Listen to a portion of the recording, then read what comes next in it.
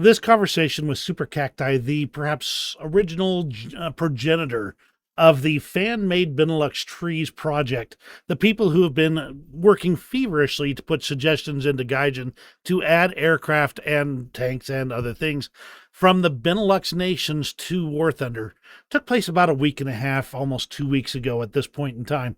At the time, there was no announcement for French Coastal Fleet. So there are a few things that will be mentioned here that may not necessarily be accurate as of now, but just because things have changed since then, not because it wasn't accurate at the time. So please enjoy this conversation with Super Cacti, talking about the vehicles that are coming in this next patch of War Thunder that are coming from the BeNeLux trees. So on that note, I'll hand it off back to Super Cacti and myself from back then. Yeah, let's go and dive on into it. And I figure that since we want to do kind of a Lard Leader BeNeLux special next Yeah. week, probably want to focus mainly on the vehicles that have made it into the patch. But I do kind of want to know, what do you think of the BeNeLux partial tree going into France? Your personal opinion. I I made a post on the forums, sort of as a discussion thread. I don't know if you saw it, I haven't seen it but yet. No, yeah, I'll just toss you the link in case you sure, want to see it. Something. I think the polls also speak quite well for the community at large. But so I'm happy that the BeNeLux is coming to the game right? because, well, of course, it's what I've been working on for years. But that's basically the only positive thing I can think of. So how it is being treated is very, yeah, very lazy, if you ask me. Like when I look at the past of sub trees, the first one was South Africa, I believe, for Britain, Right. and that was treated very well. It was very unique. Lots of Roycats, Marmor Harrington armored cars. That was fun, and I think quite well received as well. Then you had Finland for Sweden, I believe, which was also fine. Then you got Hungary for Italy. This is where it started to go a little bit bad. Because it made sense, the countries together, that was logical to me. But we had, what, one unique vehicle, I think? Because all the other aircraft and tanks are just Russian ones. Yeah, yeah, I Um, noticed that. yeah. And now we got the Benelux for France, and okay, Belgium and France make sense, but now they're starting to add countries together that don't make sense. And then when Right. they do, it's still all copy paste. So that yeah, it's starting to go on a downward slope. Yeah, exactly. I mean, I looked at this real quick. Some of them are unique modifications that you don't have elsewhere in the game, like the Firefly is a Mark IV, whereas Brits only have the 5 and the 1, I think it is. But Yeah. it's still just another Firefly when you really tear it down. The there are it just doesn't feel like there's much that's uniquely Benelux about the vehicles they selected to go into France, I guess you might say. Yeah.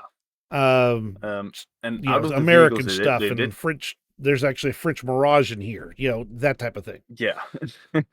So, But like, out of yeah, the vehicles they chose, they still could have done it a little bit more unique. Like yeah. for example, they chose the Meteor Mark 8, but Belgium also operated the Night Fighter ones with the radar on the nose. Oh, really? Like, Yeah, it would have been another opportunity to just have a second one because Israel has the only one at the moment.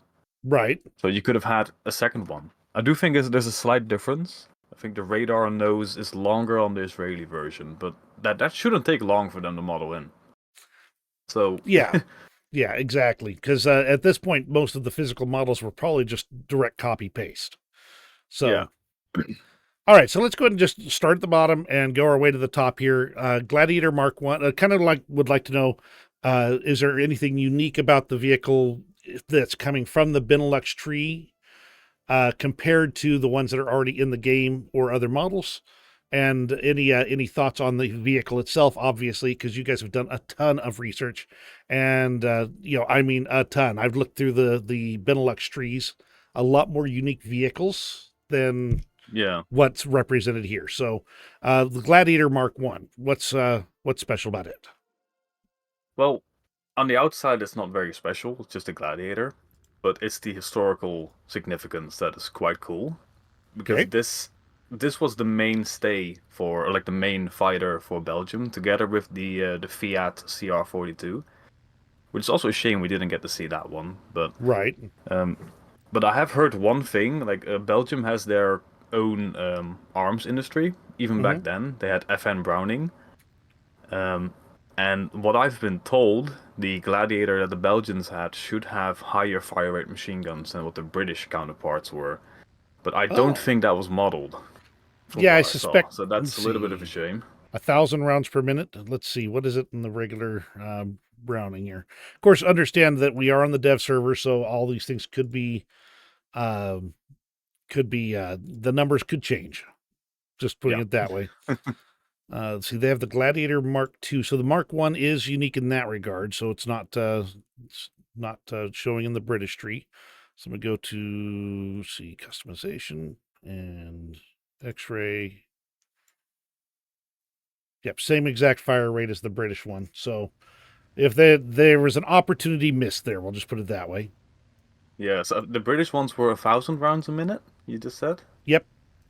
Yeah, then I think, if I remembered correctly, the Belgian ones were 1,500 rounds a minute. Ooh, that would be So, nasty. Especially, yeah. let me see, they've got four of these, and that extra fire rate would make a huge difference. Now, well, let me see. Let's check the outer one. Nope, it's also 1,000 rounds per minute. So, of course, the two inner ones do have to fire through the propeller, so there is some probably rate Yeah, limiting there. But the outer ones fire outside. They could have been changed that rate. Just saying. like I must be honest though, this is not completely my field of expertise. Like the whole beauty of the Benelux project is everybody has their own fields that they're Right? very knowledgeable in, and um, like if you want all the information, then just ask them.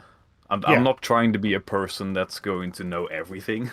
I know No, I my get you. limits, so. But yeah, but from what I remember, he told me that the person I'm talking about is Mr. Boo. He's one of the Belgian helpers on the project. Gotcha. And now I He's also understand. active on the forum. Now I understand this is a pretty broad project here. It looks like you've got not just your own Yeah, Discord, but quite a few people involved. So, yeah, yeah, I will make certain that it is mentioned when I do my videos that this is a broader project than just you, and we'll be talking about the broader project later. yeah. It's not So even just about War Thunder actually. It's also just about research in general, Benelux vehicles. more historical than necessarily game related per se. Yeah, Well, yeah, that's pretty awesome. much. So let's go ahead and continue on down. The next one's the Fokker G1A, and as I understand, this is a unique vehicle. Yes, it is. So this is the basically the hype of the 1935 sort of era. Fokker basically built this aircraft in complete secrecy and then rolled it around for the Paris Air Show, which was the main sort of show of all aircraft things related around that time. Right. And everybody loved it. So we got to think here. This is 1935, sort of 37-ish. And they roll out a twin engine, twin boom heavy fighter that has very good visibility for the pilot. The rear gunner is also has complete fire arcs of the entire rear. It's not just the upper hemisphere, but also down low. And it was also going to be very fast with very powerful engines. So when this thing rolled around, a lot of countries were excited. Like we're talking 10 countries probably already had orders in to buy the planes, and more were showing interest. I can So see I'm why. very Yeah. happy to see that one into the game. It's a So very the beautiful model, aircraft. Yeah. yeah. So the model they chose here is the Fokker G1 Mercury, and the Mercury in the name just stands for the engines because it uses the Bristol Mercury engines. Um, so what they've done here is they chose the G1A name. Uh-huh. That is pretty certain that is a post-war name that they came up with to simply differ the versions of the Fokker G1. But when you look at the actual source material by Fokker themselves, they only refer to it as the Fokker G1 Mercury. Right. There was also the Wasp and there was the Hispano. So I hope that they change the name at some point because it's a little bit inaccurate, but it's not the end of the world. Yeah, I mean, if we went by any of those, I mean, shucks, they've got the late on so many things and the early on so many Yeah. things. It's clear that naming is not exactly intended to be the most robustly accurate thing in the game. I am catching P38 vibes from this thing, and I'm wondering if you know, and you might not, if this might have been inspired the later P38 design. There are rumors. It's not for sure, but yeah, there are rumors about it. But the interesting thing about the P39, it's a single seat heavy fighter, like interceptor actually. Right, the P38. Um, oh yeah, sorry, the P38. Um, but the funny thing is, sort of a reason you want to go with a twin boom setup is because you get more visibility from the rear, because like there's no tail interrupting you at all. So it's for the Fokker G1 it makes sense because it's a two-person plane. But it's interesting why they actually chose the twin boom for the P38. I actually don't know the answer to that. That's something I've been wondering, but yeah, a lot of people do make that link, and it is a rumor that they sort of copied the Dutch. I mean, we'd be guilty of doing it plenty of other times before, copying somebody else's homework. Yes. But yeah, certainly I'm catching that same kind of general vibe from it, and perhaps there was an inspiration there.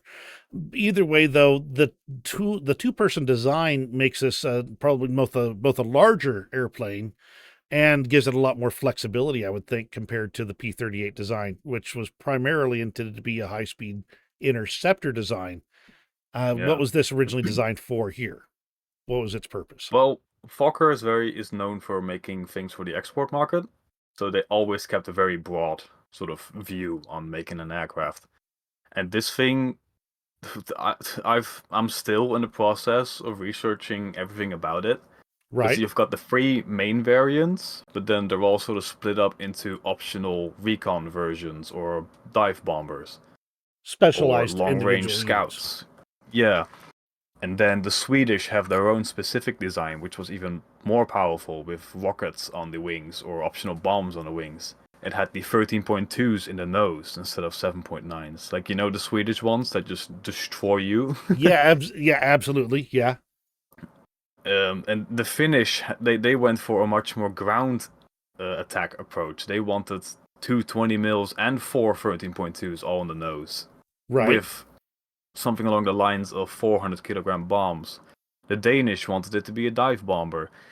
So, but this Dutch model is by most the Dutch term is aerial. Let me think here. It was sort of aerial cruiser. That was the Dutch term. It sort of translates to heavy fighter. Basically, a plane with a lot of firepower that sort of cruises around and goes after bomber formations mostly, not Okay, that fighter on makes fighter. sense. Right. Yeah, because this would not be as maneuverable as a regular single engine fighter. Yeah, But so yeah, bomber interception certainly makes sense, which kind of matches what we already know about other similar designs. So excellent, and excellent. that's what they did as well.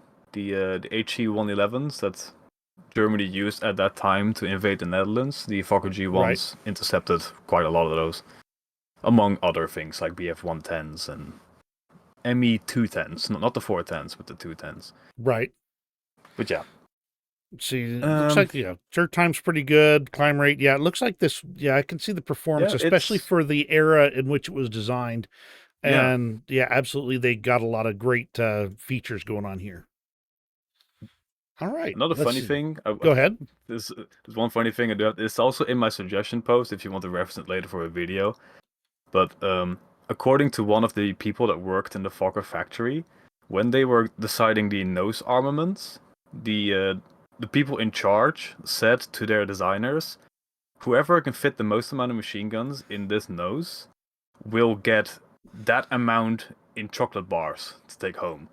So the person that won got to have eight chocolate bars Eight to go chocolate home bars. with. I'd have taken the eight machine guns to go home with, but just Yeah. that's an awesome story behind it. Awesome. All right, so let's go ahead and move on to the next one down the line. It is the Firefly Mark IV.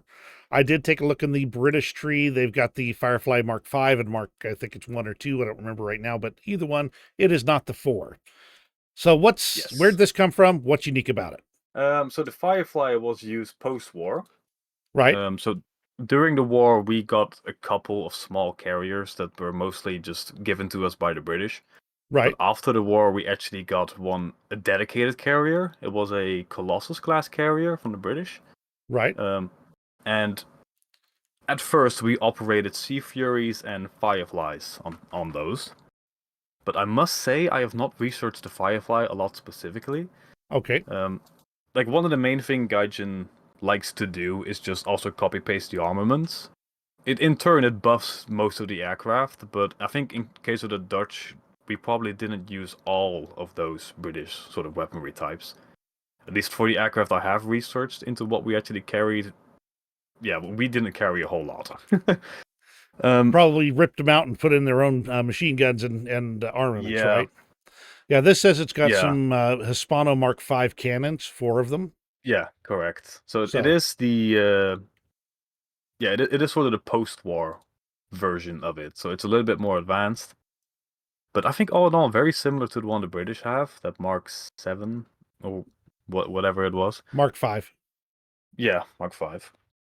All I don't right, think there's a whole perfect. lot of differences in there. Um, Yeah, it but yeah, one, looks pretty copy paste. I mean, we'll just put it that way. Even yeah, the secondary armaments, as of this dev server, are all British, armaments. For instance, they've got the 1,000-pound bombs, the RP3s, and the AP Mark One rockets, things like that. So nothing that's uh, unique to the Netherlands in it, at least as far as I can see here. yeah. And as far as making it more unique, the Firefly doesn't really have a lot of options to do so because we just took the British model and just operated it. Right. That's basically it. Threw it on carrier decks or whatever you're going to use it for, and Yeah. off you went. Right. I don't think it lasted very long because this is Okay. the post-war period. We adopted the Seahawk later on for carrier use, so the Yeah. props Post sort war, of most faded people were away. going off of props. Absolutely. Yeah. All right. So that's the Firefly. Then we go Spitfire FR Mark 14E. Um. Well, no, not really. It's just a Spitfire. Right. So the Belgians operated a few Spitfire variants. I think they had 3 main versions. So we have this one. There's also the LF Mark. What is that? 16. And I also think they operated a Mark 9. But as far as the Mark 9 is concerned, whenever I looked at any photos of them, they did not have any armaments in the wings. They did have the Oh. mounting points. Um, but yeah, this one, the Mark 14E, is one of the armed versions they operated. And well, like many countries right after the Second World War, this was their main fighter that they had. Right. Britain was offering them up to basically everybody. Um, And to be honest, the Mark 14E is not bad. Oh no, It's a not at all. it's a pretty powerful Spitfire actually. So this is one of the aircraft I am quite happy to see because there are no unique counterparts. Like we'll just have to accept that and say if they did not include this, it would have just been a massive battle rating hole.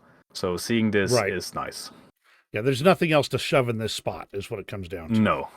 Well, another Spitfire. So that's not really going to get you very far. Exactly. That's not making any difference into how the tree works. All right, Yeah. that takes me to the Meteor F Mark 8. Now, I did Yeah. do a quick look at this, and they have an 8, but it's like a special model number over in the British tree. I don't remember what it is offhand, but how does this differ from the one in the game or other Meteor Mark 8s? Well, I don't have the dev server updated right now, but you are looking at the model, right? Yes, I am. Um, this one has the clipped wings, right? They do Like look the pretty the stubby, yes. yeah. So yeah. So this is just a out of the box Mark 8 variant. Both the Dutch and Belgians, we've both operated Mark 8s, and just same story as the Spitfire, really.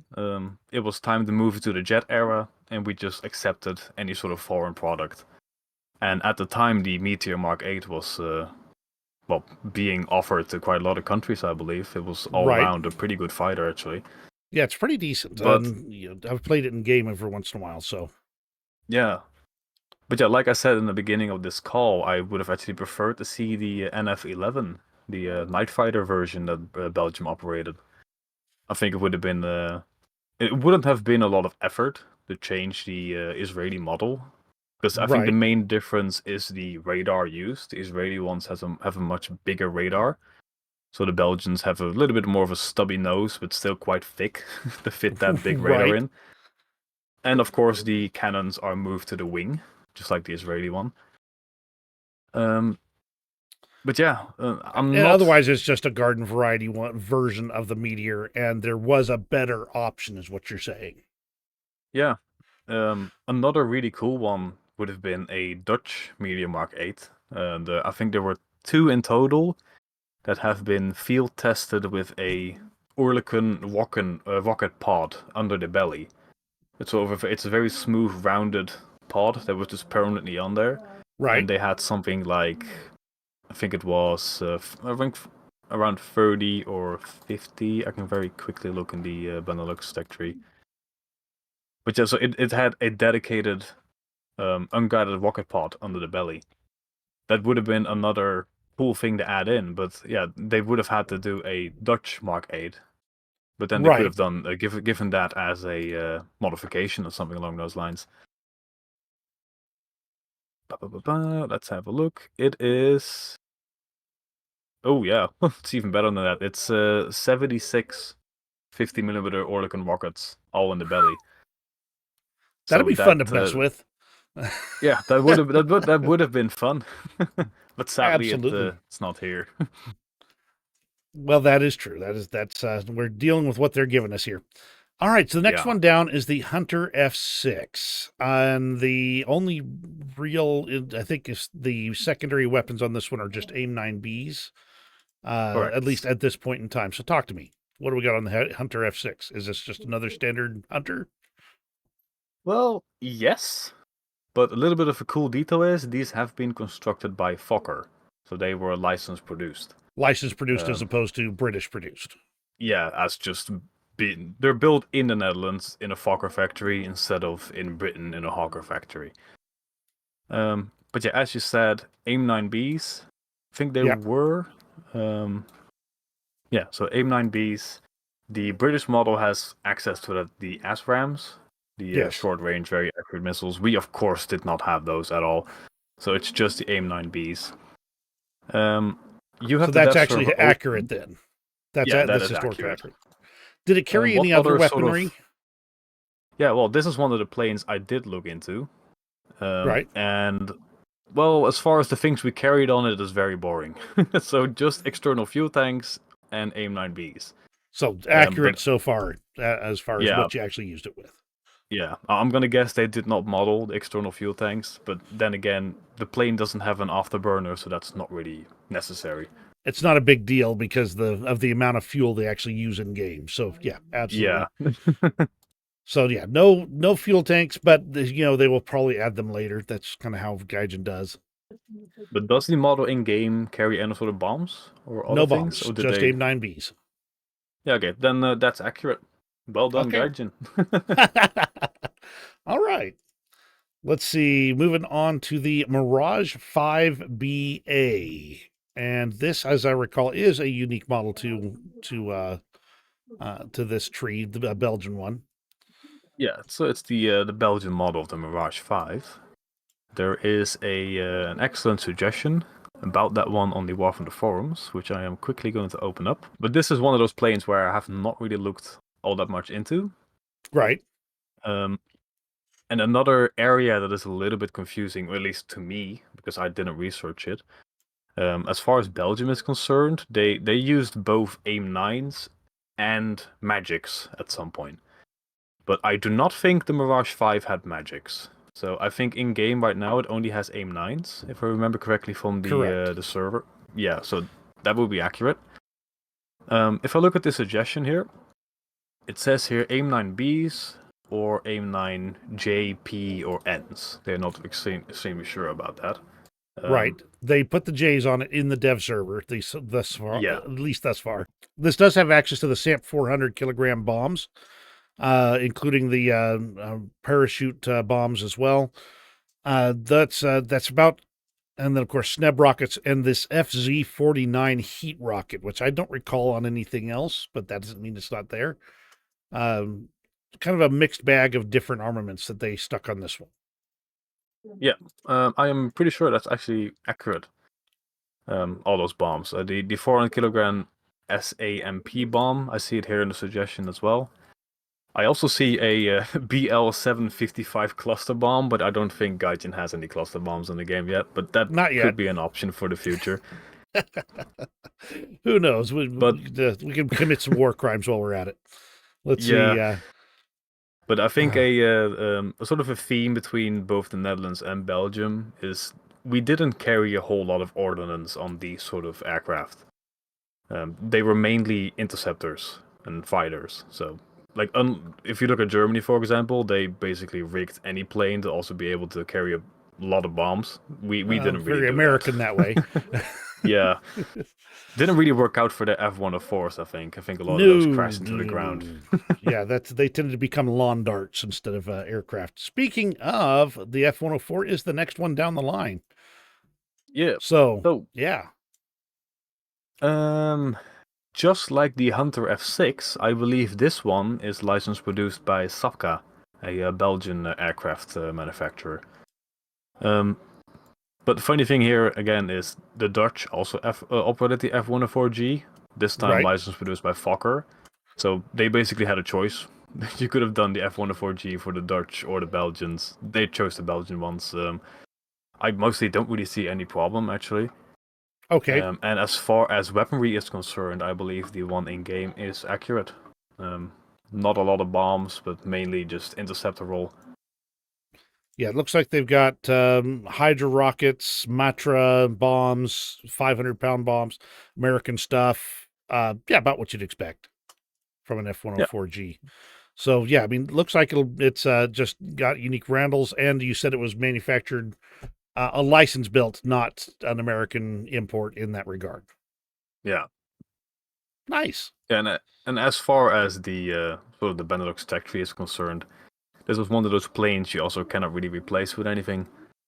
A This big is old that era hole where, right there. Yeah. yeah, the only other plane I can think of that they could have chosen is the Dutch F5 Freedom Fighter, because we operated that one as well. We operated old Canadian models, Right. so they were actually built by Canadair, so that's not built by an American company. But I think those fit around that same BR. But they chose the F-104. It's a pretty good It's reason to fine, have is a what it Gatling comes gun. down.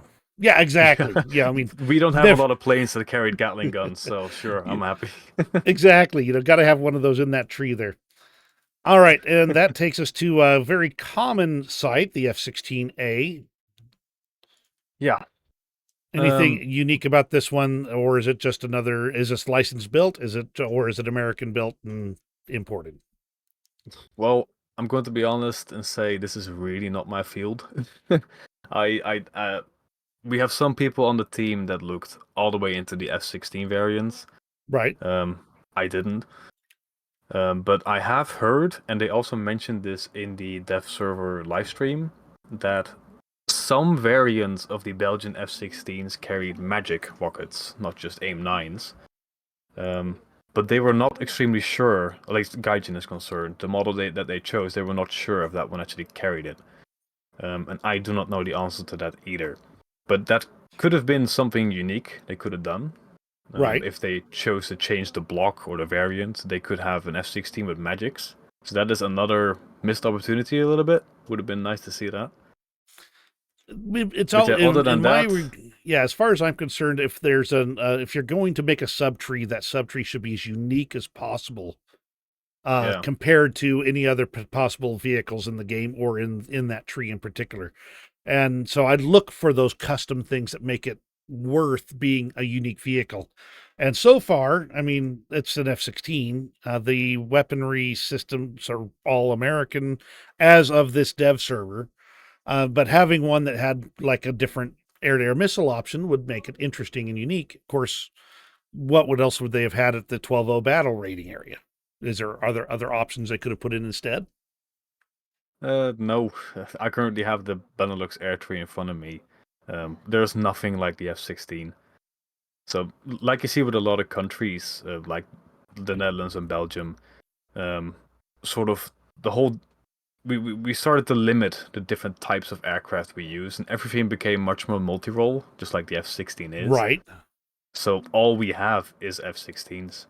Um, the only thing they could have done to again make it a little bit more unique is they could have chosen a twin-seat version, the B models, That's true. That's but true. they chose the A model. That's Right. fine. Yeah. And it's Like fine. Yeah. as far as F-16s are concerned, it's an F-16. There's nothing else that you could do to replace it. And looking at the Exactly. future, we're gonna have F-35s, but yeah, I don't think we're gonna have those in game anytime soon. All right. And Or of maybe we course, there will. is, yeah, the last one in the tree is the F-16AM, which I don't know anything about either. So, I mean, let's see.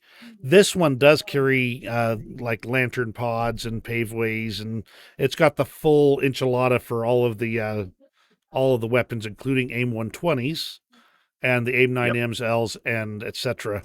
So this is going to be their top tier F-16 fighter jet overall. Anything unique about this one in particular?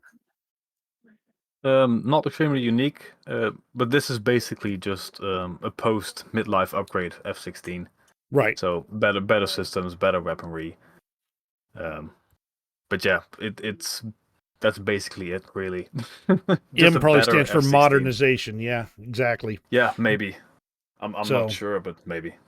maybe exactly, but yeah, okay. So that's the tree bottom to top. I'm going to state just between you and me at this point that at least, like for instance, if they came by later and said we're going to make a separate BeNeLux tree, there are very few things here that are not that would be you would lose out on by having them in this French tree, as in they're mostly copy paste items or Yeah. extremely similar to other designs. Um, Overall, I mean, I've kind of taken a look at the BeNeLux trees, and the recommendations and the suggestions are detailed. So there's a lot of things there. Um, would Are you hopeful that they'll provide a separate BeNeLux tree in the game? Well, this might be wishful thinking, but I have this idea that in the future, I think Gaijin is going to make a couple more wrong mistakes, maybe, or the community is just going to sort of backlash, like with that huge boycott that was a little bit ago with all the reviews. Something might Right. happen again. What I hope to see is that Gaijin will at some point say, all right, all these countries we've added in as sub-trees, we're going to start splitting them and just make them unique trees again. That's at least what I would love to see. But I think for now, what Gaijin should do is just focus on adding more unique planes for this BeNeLux subtree. Like, you keep it in France for now, because there's not a whole lot we can change at this point. Right. Um, but just focus on more of the really unique stuff and sort of convince the rest of the community that this can actually be a separate thing. Because we have to remember, most people don't even use the forums; they just play the game. And Right. then they see what's being added to the game, and then they just form an opinion about it, saying like, oh yeah, the Netherlands and Belgium, they only operated American equipment and British equipment, so why would you give it their own tech tree? Exactly. That is so true, is because the people who are passionate about the games, about the history, about the vehicles, they're the people that are showing up on the forums, not your typical, oh, dude, I found this game, I just downloaded and I'm playing it, dude. And they're like, ooh, cool, weapons and stuff like that. So, yeah, there's always a possibility. The passionate people are going to be on the forum. Your average player is not. So, maybe it'll happen, maybe it won't. I don't know. Just interesting. Old Dead Man here from Current Times again. Just real quick here, I just want to interrupt and say that the next portion right here was basically taken after the bulk of talking about the vehicles was done. And I did kind of trim it down for length and take out a few things that weren't relevant to what we were talking about. But it was interesting, and he did give permission for some of it to be shared. I thought you'd find it interesting. So let's go ahead and move over to past me and past Super Cacti to talk about some more stuff about BeNeLux, the trees, and War Thunder's potential plans. What should I call you if somebody says, who's a Super Cacti guy in regards to this BeNeLux tree thing? So, quick history lesson. This started in 2014 with young me, using Wikipedia as the main source and just making Dutch tech trees. Right, Um, and that just carried on, and eventually people said, "Oh, you should make a Discord server," which I did. And then at some point, we sort of reached the limit for the Dutch tech trees, and we right, had quite a lot of Belgian people in the server. And then we said, we're gonna turn this into BeNeLux now. So I think at that point the project really grew. We already right. had three main Dutch people, so me, Soldier, and Captain Versteeg. But then when we went full Belgian, we got like Mr. Boo on board. I forgot some of the other people's names. Belg was one that's just his account name. I wouldn't say leader because that sounds a little dominant, but I'm like the original creator and the face of it. Let's see. So perhaps the OG visionary behind the BeNeLux trees. There we go. All right. Hey, Yes. I know that you've got a schedule you're trying to keep today, and I don't want to keep you forever. We've been at it for about 45 minutes. I really appreciate your time. I really do. I'd love to, Yeah, no from problem. my perspective, I'd love to kind of dig into the stories behind a lot of these behind these vehicles. If I had more time, I'm sure that's always a common complaint there. If I had more time, I would love to be able to be like, yeah, I went over to the archives for the U.S. military and I found this awesome story about this vehicle and just kind of nerd out about it for a long time. But often I just don't have that kind of time. And so I do my best to find everything I can. And having you approach me about this is almost a godsend, just having somebody who's been into it so much and able to talk not necessarily authoritatively, as you said, on the Yeah. Firefly and the F-16, but who has been steeped in it enough to be able to say, yeah, it's a normal thing, or it's this, or this is a unique part of this, or hey, we Yeah. manufactured that ourselves. You Americans may have designed it, but we're the ones that put it together. That type of thing. So I really appreciate it. I tightened this bolt instead of you, so My father is the one who had personally designed the bolt that holds that radar in. I'm telling you. No, but pretty no, much that. so thank you. I really appreciate it. Though I have to just state, having somebody whose thing is the fire rate of weapons, that is such a specific individual niche item, that is awesome. That is really awesome. It's like, oh no, you got that all wrong. It's 1237 rounds per minute, not 1235. That's totally wrong. No, That's another missed opportunity. A Belgian Hurricane with those 1500 rounds a minute FM Browning machine guns. That is a thing, but they oof. skipped out on it. That's a shame. Well, it is a shame. And to a certain extent, I don't know, they're not really filling a gap for the French tree so much as just kind of expanding it some. Yeah. I just don't know. That seems like it's a bit of a stretch to say, "Ooh, this is a it's an expansion of the French tree." I'm not sure that it's bringing new capabilities to the French tree. That's kind of like what the South African nations did for the British tree, is they brought capabilities that really Britain didn't have in house. Yeah, they brought Whereas armored this one, cars. yeah, exactly, gave a little bit of speed and maneuverability to the British tree.